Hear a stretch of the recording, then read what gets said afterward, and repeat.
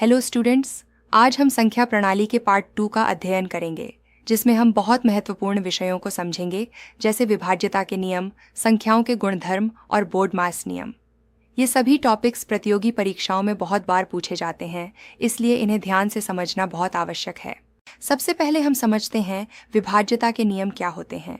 विभाज्यता के नियम हमें यह जल्दी पता लगाने में मदद करते हैं कि कोई संख्या किसी दूसरी संख्या से विभाजित होती है या नहीं, बिना लंबा भाग किए। इससे हमारा समय बचता है और हम तेजी से प्रश्न हल कर सकते हैं। अब हम एक एक करके सभी महत्वपूर्ण नियम समझते हैं।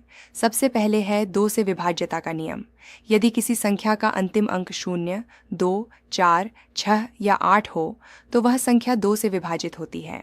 उदाहरण के लिए 246, 108 जैसी संख्याएं 2 से विभाजित होती हैं, जबकि 123 विभाजित नहीं होती। अब हम 3 से विभाज्यता का नियम समझते हैं। यदि किसी संख्या के अंकों का योग 3 से विभाजित होता है, तो वह संख्या भी 3 से विभाजित होती है। उदाहरण के लिए 123 में 1 + 2 + 3 = 6 होता है और 6 3 से विभाजित होता है, इसलिए 123 भी 3 से विभाजित होगा। अब हम 4 से विभाज्यता का नियम देखते हैं। यदि किसी संख्या के अंतिम 2 अंक 4 से विभाजित होते हैं, तो पूरी संख्या 4 से विभाजित होती है। उदाहरण के लिए 316 में अंतिम 2 अंक 16 हैं और 16 4 से विभाजित होता है, इसलिए 316 भी 4 से विभाजित है। अब 5 से विभाज्यता का नियम समझते हैं। यदि किसी संख्या का अंतिम अंक 0 या 5 हो, तो वह संख्या 5 से विभाजित होती है।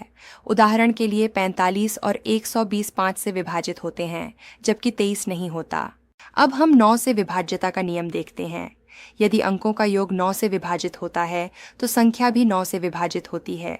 उदाहरण के लिए 729 में 7 + 2 + 9 = 18 होता है और 18 9 से विभाजित होता है, इसलिए यह संख्या भी 9 से विभाजित होगी। अब हम 10 से विभाज्यता का नियम समझते हैं। यदि किसी संख्या का अंतिम अंक 0 हो, तो वह संख्या 10 से विभाजित होती है। उदाहरण के लिए 120 और 450 10 से विभाजित होते हैं। अब हम इन नियमों का एक साथ उपयोग समझते हैं। यदि हमें यह जांचना हो कि कोई संख्या कई संख्याओं से विभाजित होती है या नहीं, तो हम अलग अलग नियम लागू करते हैं। उदाहरण के लिए 432 के अंकों का योग 9 होता है, इसलिए यह 3 से विभाजित है, और इसके अंतिम 2 अंक 32 4 से विभाजित हैं, इसलिए यह 4 से भी विभाजित है। अब हम संख्याओं के गुणधर्म समझते हैं। ये गुणधर्म हमें जोड़ और गुणा में परिणाम जल्दी समझने में मदद करते हैं। जोड़ के नियमों में यदि हम सम संख्या में सम संख्या जोड़ते हैं, तो परिणाम सम होता है, जैसे 4 + 6 = 10।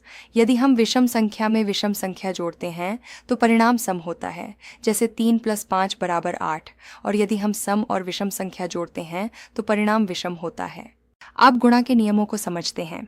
यदि हम सम संख्या को सम संख्या से गुणा करते हैं, तो परिणाम सम होता है, जैसे 4 × 6 = 24।